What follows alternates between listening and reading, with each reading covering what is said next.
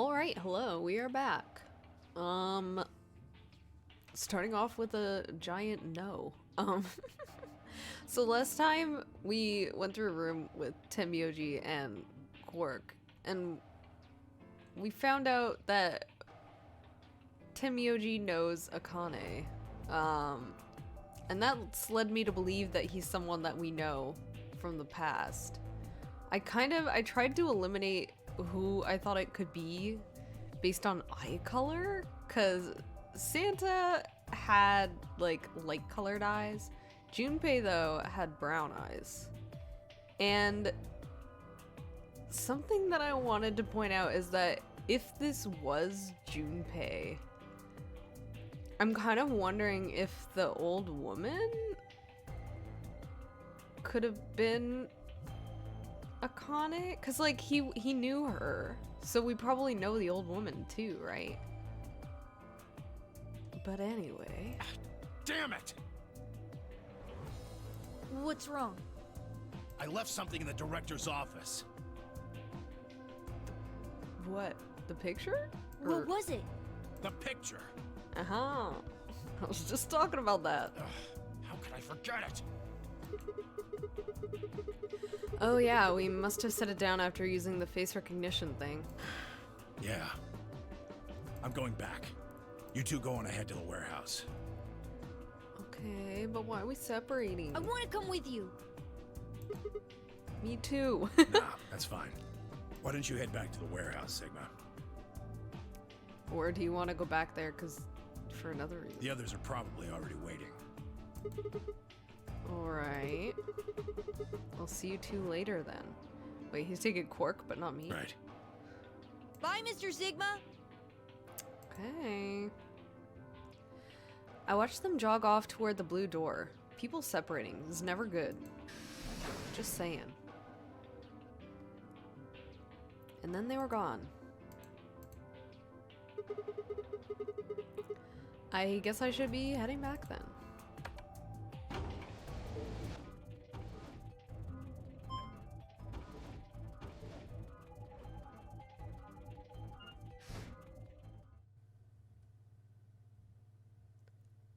Okay, who is here?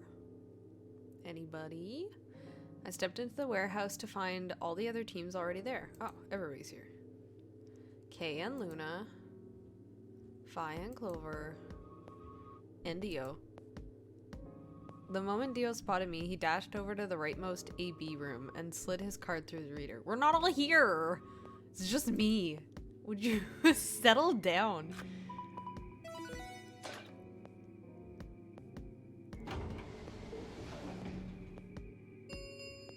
So antsy. An Ambidex gate has been opened. 45 minutes.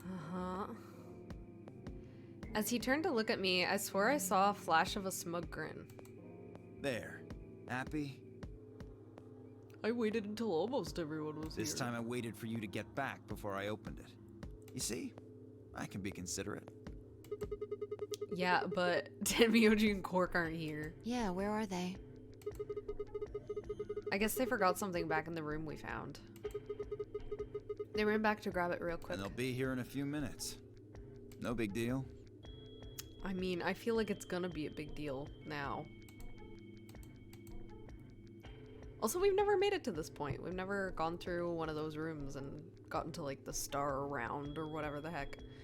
While we waited, we exchanged information about the rooms we'd investigated. Unfortunately, none of it seemed very useful. None of us had found anything, and we were no closer to unraveling any of the increasing number of mysteries we were faced with.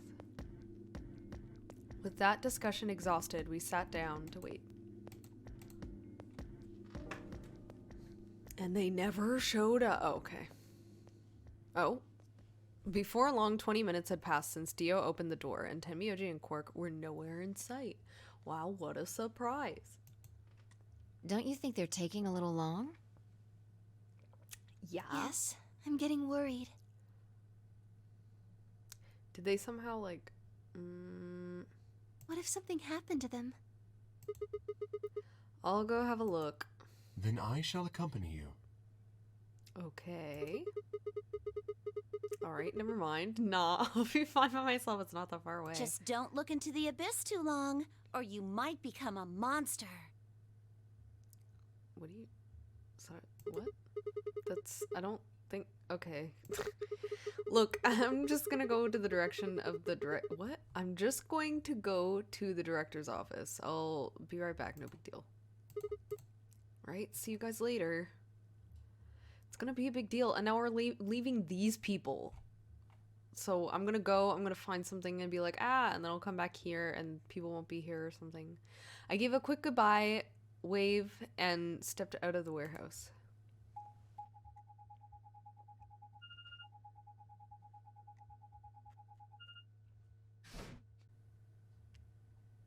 Hello?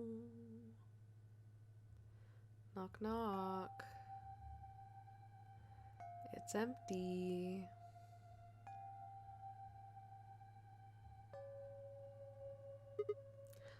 The balloon is popped now. Huh? That's odd. There's nobody here.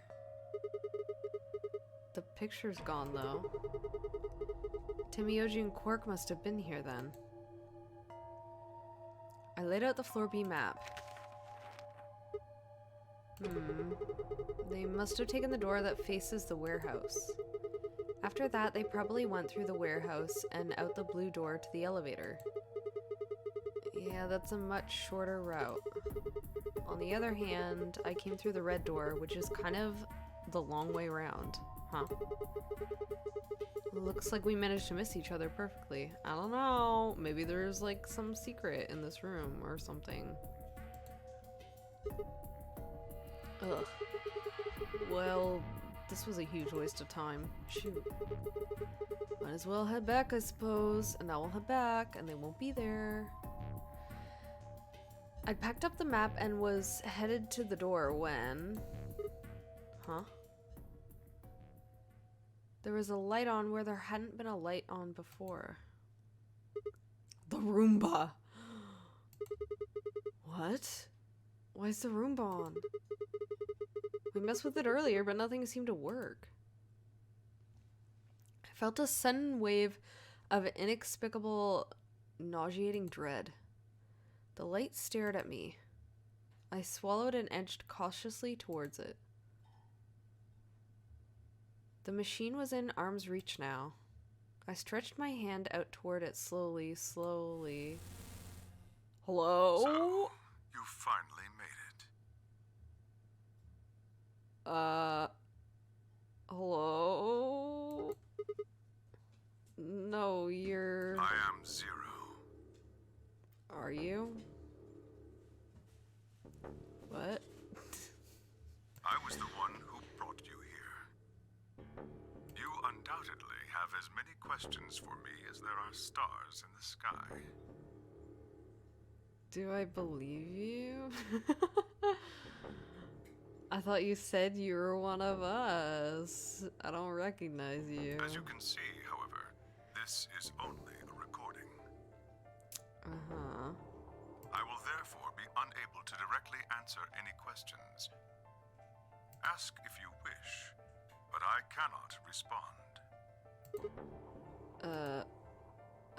I considered taking a swing at him, but I decided that was spectacularly futile and kept my bald fist at my side. Yeah, that's a hologram, you silly. Now, where to begin? There are many things I wish to tell you. Well, I don't... But unfortunately, our time is limited. As such, the information I can provide is also limited. I have chosen two things of great importance to tell you. Why is our time limited, though? First, I will tell you about termites. Okay. In retrospect, I suppose that's a rather odd thing to say. I imagine you look rather bewildered right now. Perfectly understandable. The person who kidnapped you and threatened you with death is lecturing you about insects. I suspect it hardly seems fair. Nonetheless, this is very important. In a way, it will determine So I ask that you listen carefully. Have you ever seen a termite mound? Why do these games... Why do these games always throw out like such random topics that eventually connect to something, but they're always so random? No, I've never seen a termite mound. They are splendid structures. Some might even call them works of art. Okay. Termites are natural architects, and their mounds are both structurally sound and make excellent use of space. So, are they following some sort of plan as they build? Are there termite blueprints detailing which room goes where? No, of course not. This is gonna be another hive mind. They're sending signals. Each termite is simply an oblivious cog in a tremendous machine programmed by millions of years of termite DNA.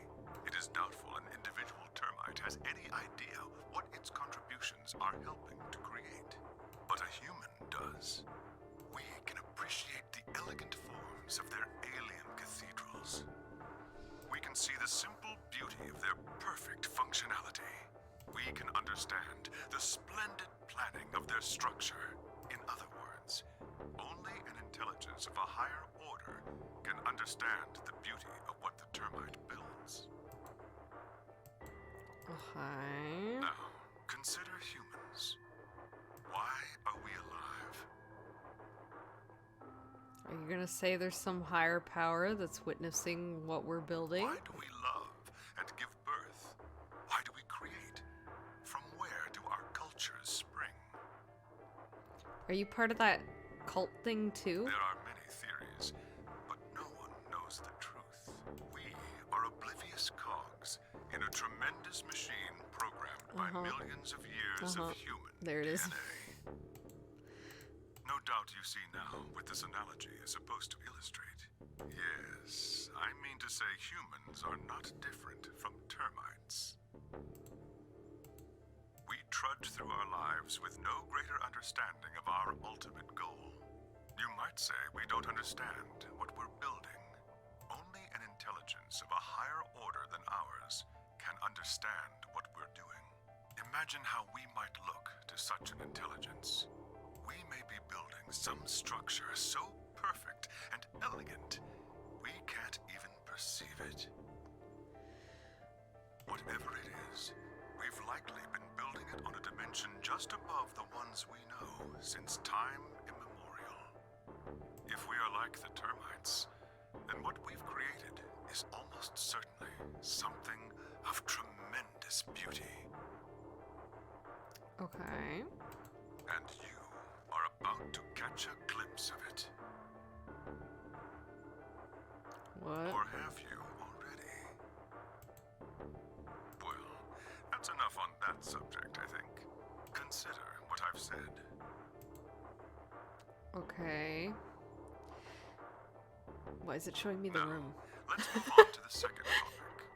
Why did it show me the room? It is somewhat more immediately meaningful to your life, and in fact, the lives of several billion other people. Okay. I realize this is rather sudden, but I have a password for you. Oh, hold on. Let me get a piece of paper. 1 second. A password. That's probably important. Where's my pen? I'm literally holding it. It is the password to disarm the bomb, numbered 1. Don't I have that already? Don't I have a password for a bomb? Or was that another thing that I had? The 1 bomb. Wait, we have the one labeled for the 0 bomb, right? Are we gonna need to collect all these passwords for all these different bombs? Bomb. Are you ready? Uh-huh. I will only say this once, so pay close attention. Okay. The password to disarm the number 1 bomb is BQZ RGJ DXR. RG. Whoop, that looks like a 6. J. DXR. Put a little rectangle around it. Cool, thanks. But why are you telling me? I had no idea what he was talking about. What bomb? I can't. Okay, I guess this timeline did not have a bomb. Also, I should write down that that's for the one bomb, right? One bomb. Was he saying there were bombs too? If he'd guessed at my future confusion, he showed no sign of it. That is the last of the information this message was meant to convey. Before I go, however, I have a warning. You cannot tell any of your companions what you heard or saw here. Why? If you do, you will be penalized immediately. What if I tell them to come into the room and they watch your little speech? I hope we will meet again someday. We would have much to discuss. Wait. Can't just spit all that crap and disappear. He's still kind of there. I found myself yelling at empty air. Did Tenmyouji see that? The hologram had disappeared. Rurg. What kind of an idiot does he take me for? Termites? Other dimensions. How could that have anything to do with kidnapping us? Shit. I kicked out at a nearby shelf. Why? Kick the Roomba. 10 minutes remain until Ambidex game polling closes. And you still don't know where the other two are. All players, please enter your votes. If no vote is recorded before the deadline has passed, any non-voting parties will automatically ally. What if we don't get back to the room and none of us vote and all three of us die? Oh crap. I need to get back. Not like there's any point staying here. I spun around and ran out of the room toward the warehouse. Oh. Grandpa! Oh, they are there. That's a bigger... Did you just call me Grandpa? Look, Mr. Sigma's back! Okay. I was like, what? Took you long enough. Look, I went looking for you. Where were you?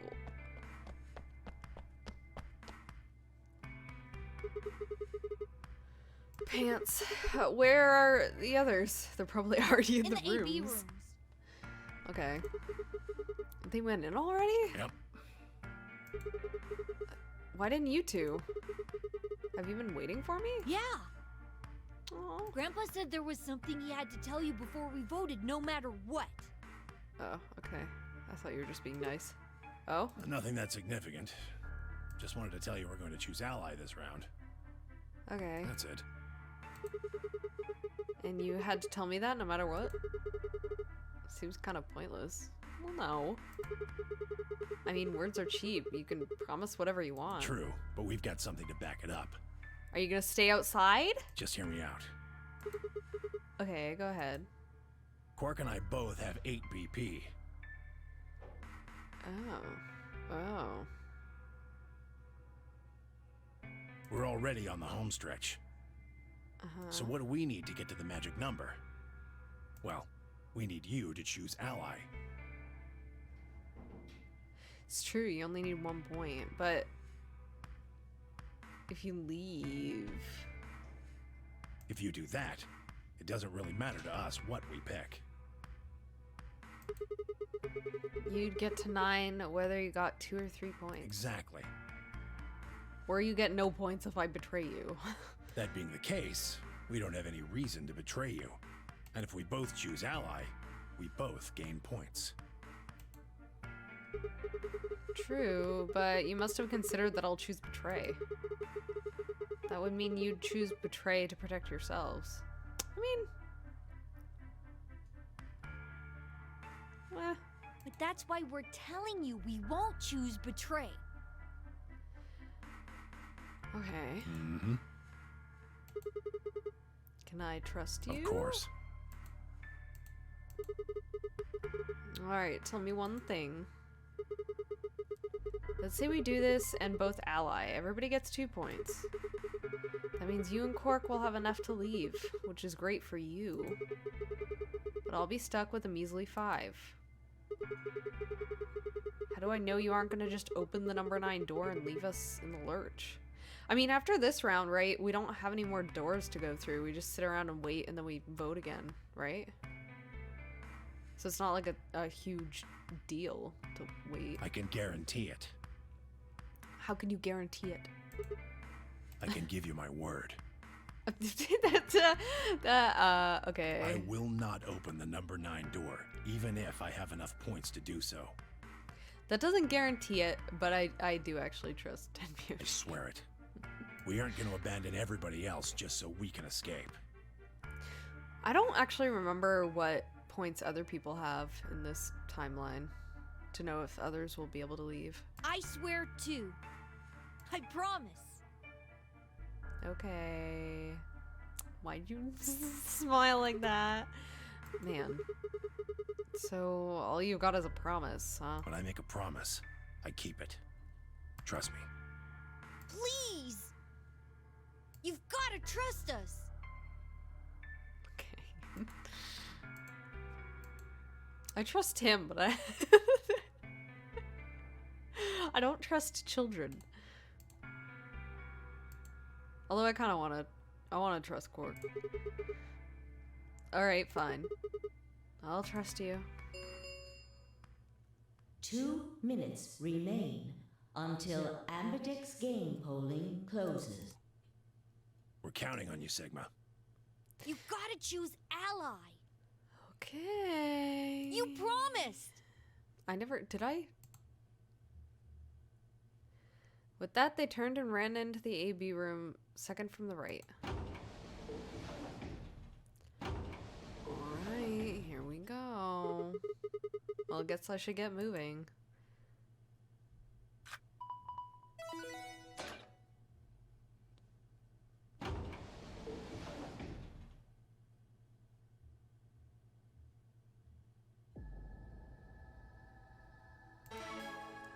Here we are, all alone.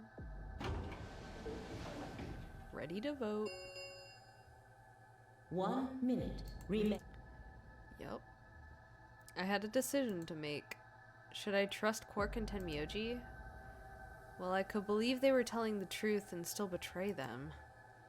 That would bring my BP to 6. I'd be that much closer to 9. And choosing betray would guarantee that they wouldn't try and escape without the rest of us. Betrayals seemed like a safe bet, but... Please! You've gotta trust us. You've gotta choose ally. You promised. Tenmyouji I could betray easily enough, but Quark? Really? For me, it's a little bit of the opposite. What the hell was I gonna do? 10 seconds remain until Ambidex game polling closes.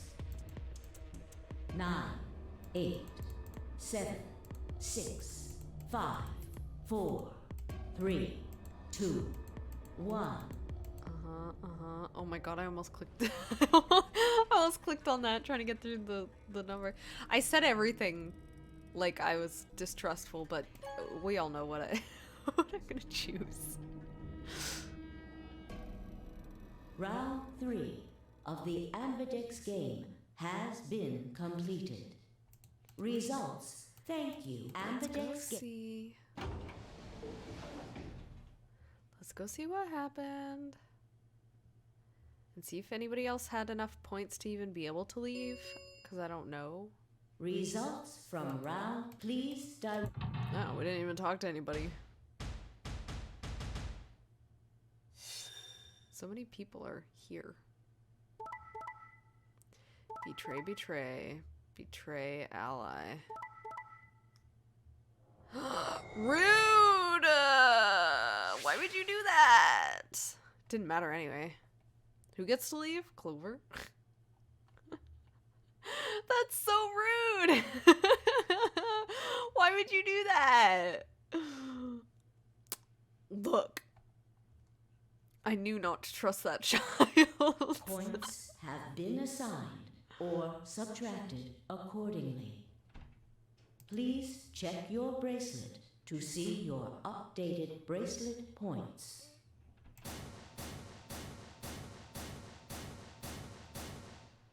$11 points. Abysmal. Hey. What the hell, guys? Why'd you betray me? Quark had nothing to do with this. Really? I made the vote. Grandpa. Really?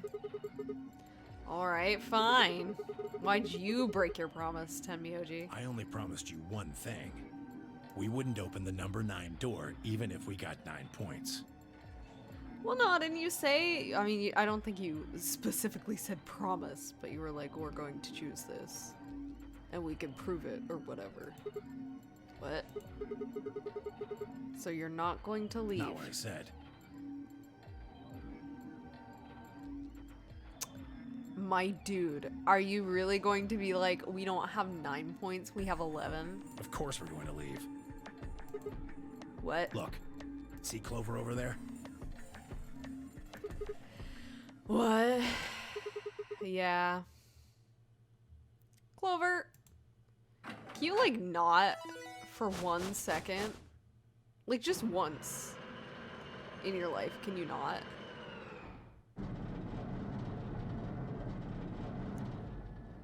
My dude. Oh no. Oh no, there's no way we could stop her. She's Clover. We can't hold her here. That bitch! Wait. Quark and Tenmyouji have... The words were barely out of her mouth when Tenmyouji and Quark ran past. No! God damn it!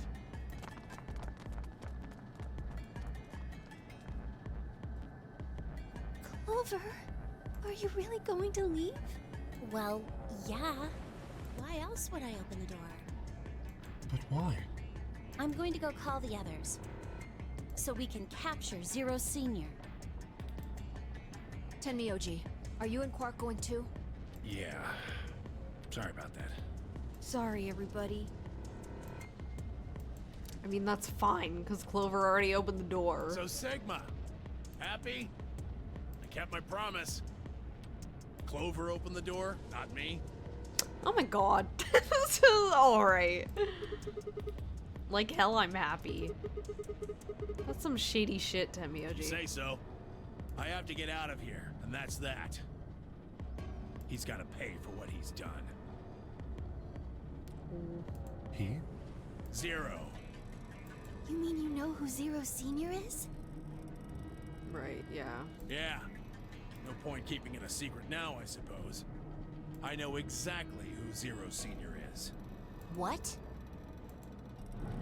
Find out next time.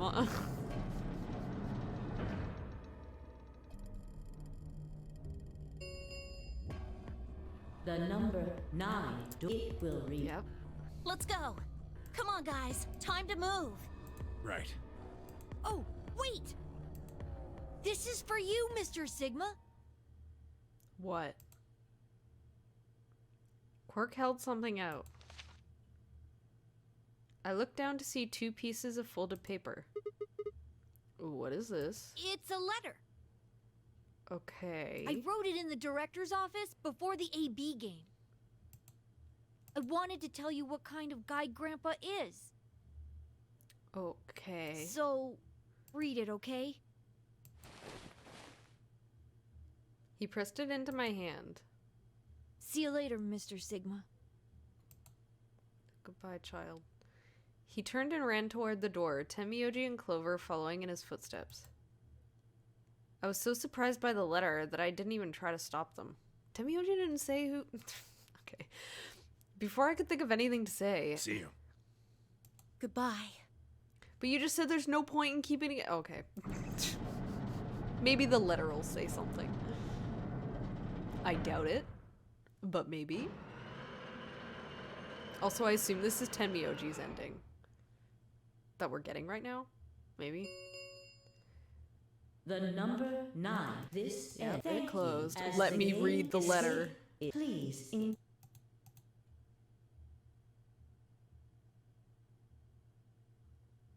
Shit!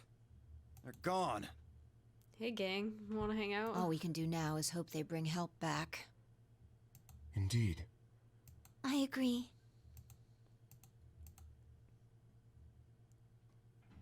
Okay.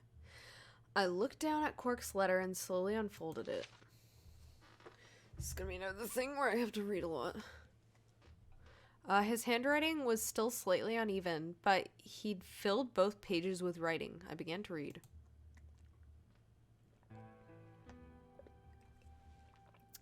Okay, hold on.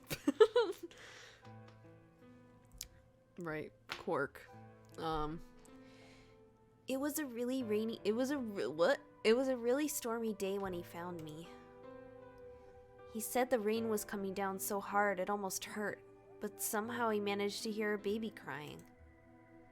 I guess I must have been crying pretty loud. He took me home and did his best to raise me, but he'd never been married or had a kid before, so I think it was really hard for him. He couldn't figure out how to mix the formula, so he was always carrying the directions around with him. Also, I guess I was a pretty picky eater, so if he didn't get the water to formula ratio just right, I wouldn't eat it. I guess I was kind of a pain, huh? But he didn't give up, and now here I am. When he found me, I was really, really small, and he was worried that I might not make it. That's why he named me Quark. A quark is a really, really small thing, and I was really, really small too. Grandpa didn't need to worry though, because it turned out that I was pretty tough. When I was 1, he forgot I was sleeping in the bed of his truck and drove off. I rolled out and went off the back, and I didn't even get scratched. I started walking when I was 2, and when he wasn't looking, I fell down the stairs. I didn't get hurt then either. When I was 3, I got really sick. I had a super high fever for a week, but eventually I got better. I guess you could say I'm pretty lucky. Anyway, I didn't really have any more accidents after that, and I was a pretty healthy kid. By the time I was 6, I started helping Grandpa out with his work. His job was to gather junk from abandoned buildings. Then he'd fix it up or pull out the useful parts and sell them. There were plenty of abandoned buildings, but finding good stuff in them was hard. You had to know which parts were useful, or you could end up wasting a bunch of time. Every time I'd find something, he'd explain to me what it was, how it was supposed to work, how to fix it, all sorts of things. Usually, though, I just wanted to finish up work so I could go to the theater. The theater came to our town once a week in a wagon. They'd show old news or movies. This sounds like a post-apocalyptic world. Just, saying. I went every single week, but Grandpa only went once in a while, and he'd only go weeks when they showed movies. Oh yeah, I didn't know that I'd been adopted until I was 7. One of the other kids on my block told me. I guess after Grandpa found me, he looked all over town to try and find somebody who'd take me. The kid from my block actually had a mom, and he'd asked her if she would take me too. I gotta admit, I was pretty shocked when I heard that. There weren't a lot of kids with parents around, so hearing that someone lived with his actual mom was pretty impressive. I was also kind of surprised that Grandpa had tried to get someone else to take me. Did that mean he didn't want me? The kid who'd told me about Grandpa trying to get rid of me was a real jerk. He was totally spoiled, and he'd brag to everybody about how he had a mom. He liked to come up to me when I was working and say stuff like, Must be hard not having a mother. It never bothered me before, but after I found out that Grandpa had adopted me, I started to think that maybe he didn't really want me.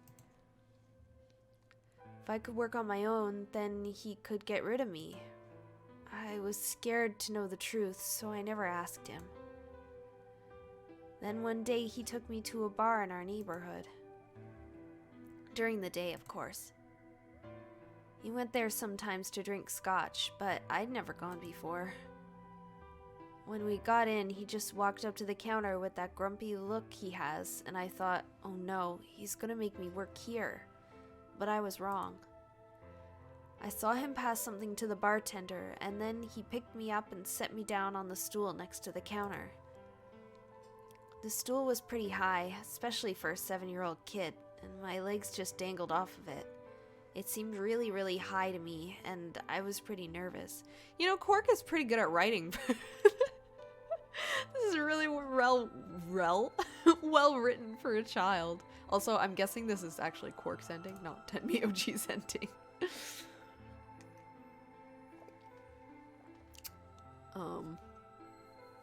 Is that like a root beer float?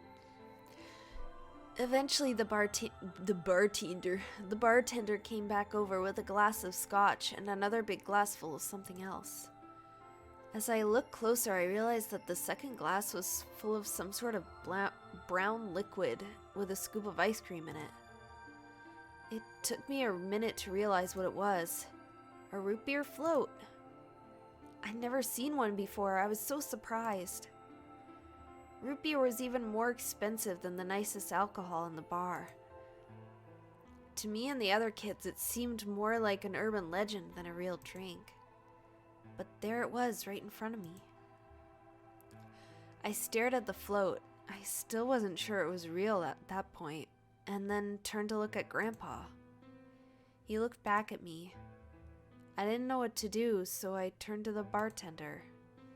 He'd already turned around and moved off though, so I figured he must have put the glass down in front of me on purpose. It still didn't seem like it could be real, and I was just staring at it when Grandpa told me to hurry up and drink it before the ice cream melted. His gruff voice sounded like an angel's. Is this really mine? He nodded. Words can't describe how awesome it was. I never tasted anything like root beer before. The creamy sweetness of the ice cream made my entire head feel light. I felt like the luckiest boy in the whole world. That's not an exaggeration, I really thought that. The root beer float was delicious, but what made me even happier was Grandpa. When I looked over at him, he was smiling. I know that's gotta be hard for you to imagine, but he really was. Right then, I didn't care whether he'd just found me and adopted me or not. He bought me a root beer float. That made me way luckier than some kids who had a mother but had never tasted root beer.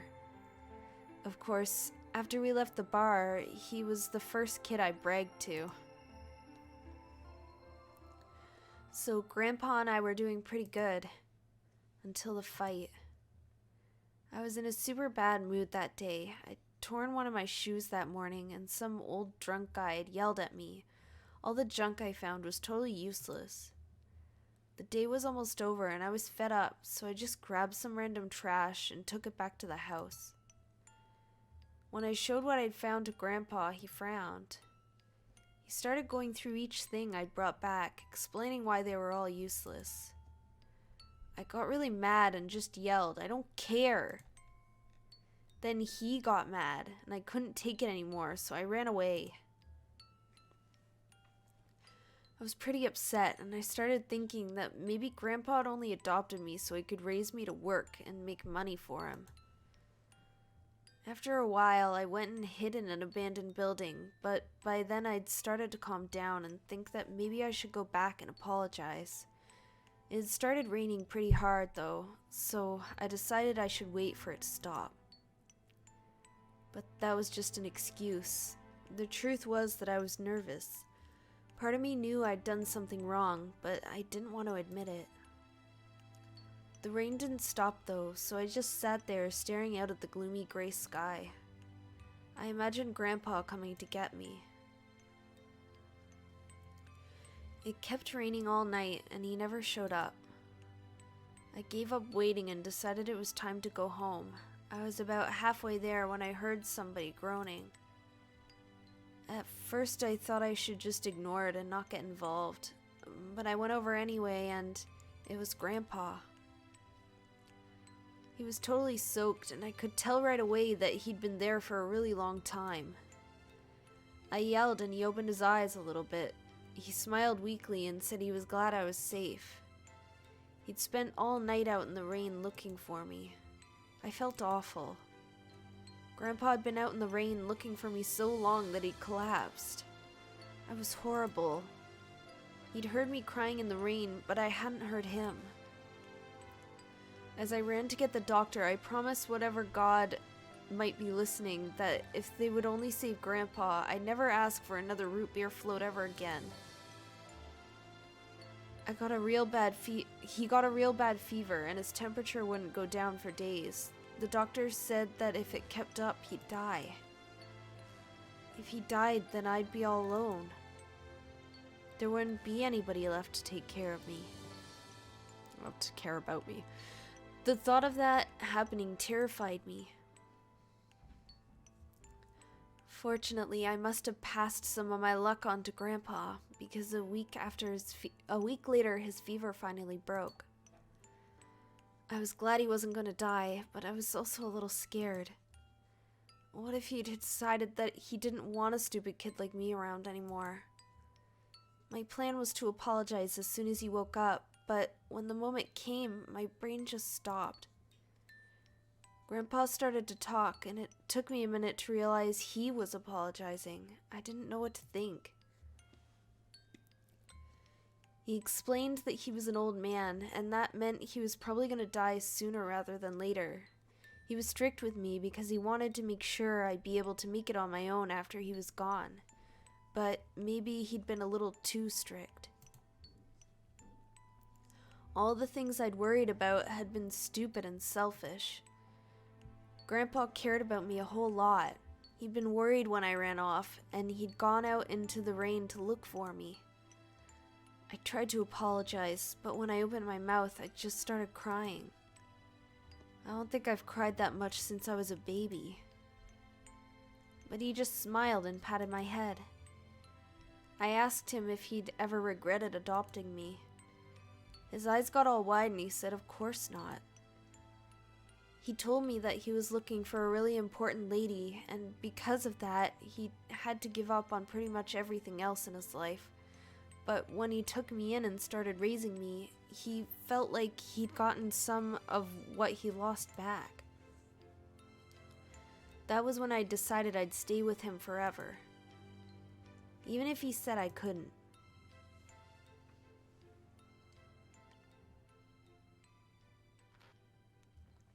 Okay, that was sweet. Okay. Alright, I'll trust the little child now. Are these credits, or is it just a black screen?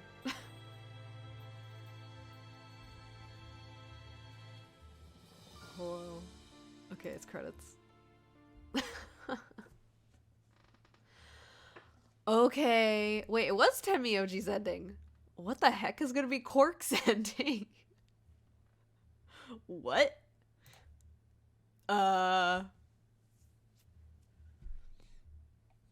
Okay. That's really interesting.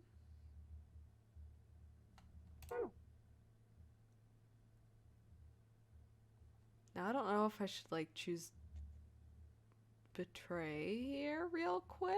I don't know how long that'll take.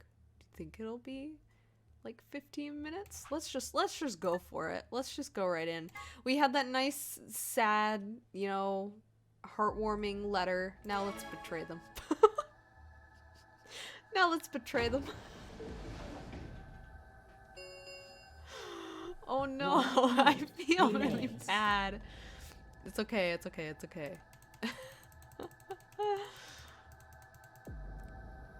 Please! Yes, yes, got it. yes, You've yes, got it. yes. You I know. promised. I know.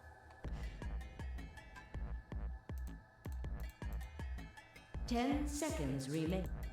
9, 8, 7, 6, 5, 4, 3, 2, Counting. 1. Okay.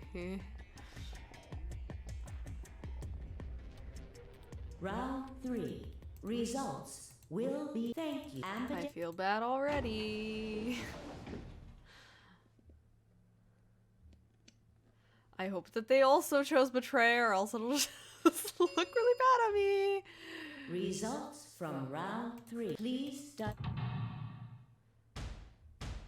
And if they did choose Betray, then Clover just leaves on her own, right? Betray ally. Okay. Okay. Bye, Clover. Sorry, guys. I'm sorry. I'm sorry. Points have been assigned or subtracted accordingly. But at least it's not entirely like, you know, they also chose Betray, Please so... check your bracelet to see your...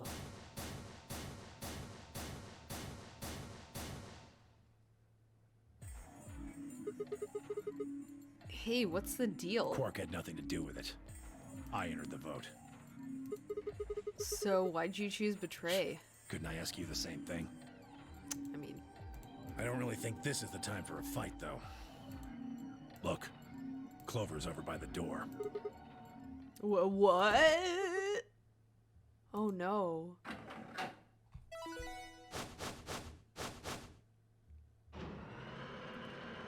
She is not that fast. You could have stopped her.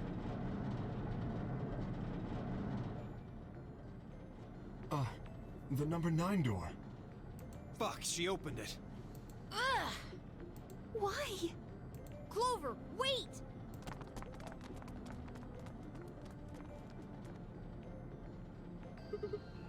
Clover?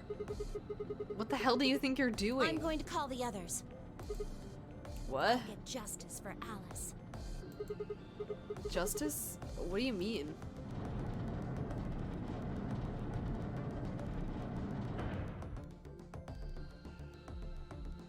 Also, The number 9 door. It will... I have a Time feeling for me to go. if time really has passed the way that I'm thinking it's passed, and she's trying to leave to like find people, I don't think she will find them. I don't think they're there, unless they also have a sleepy pod. No! Please, Clover, wait! Like hell, I'm just gonna let you walk out of here. Dio leapt at Clover, his fist raised. Clover easily avoided him and moved toward the door. Goodbye. I caught one last glimpse of her face as she slid through the door. It was a mask of ice.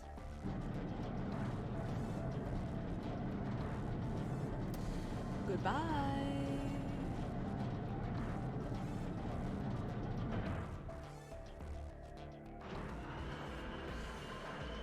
Well, that was fun. The number 9. This... Thank you. As the gate... Escape, please.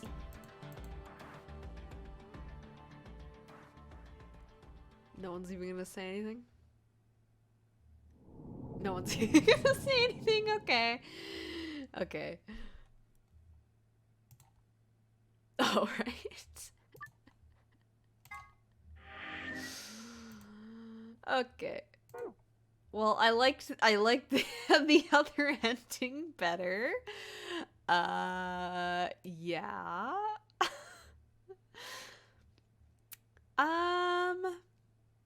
Yeah, I don't think there's gonna be any quick ones, so I'll probably end this episode there. Maybe we'll go back.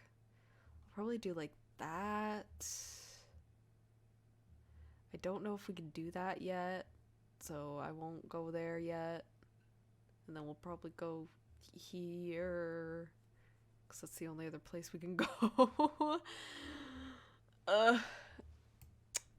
Yeah, so that whole story, I mean, it sounds like...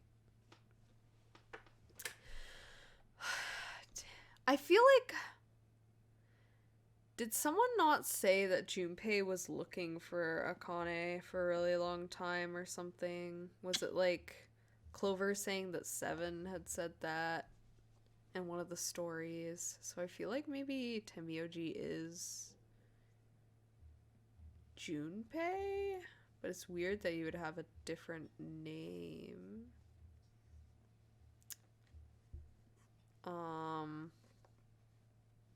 Yeah, and it also sounded, the way that Quark was describing the world around him, it sounded like it was a post-apocalyptic world where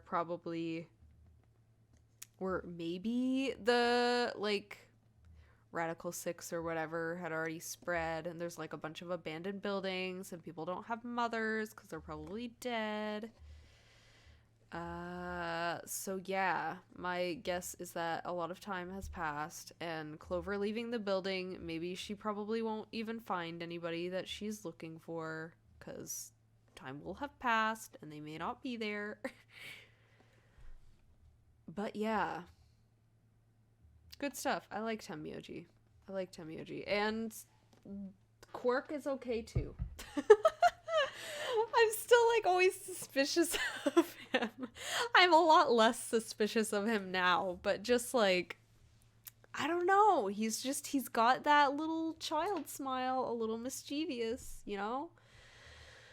But anyway, that's it for now. Next time we'll see what else we can do. Maybe reach another ending. That'd be fun. Get more info. Also, wait, no, that whole Zero thing was weird. I don't know what that was, but we'll probably learn more about it later.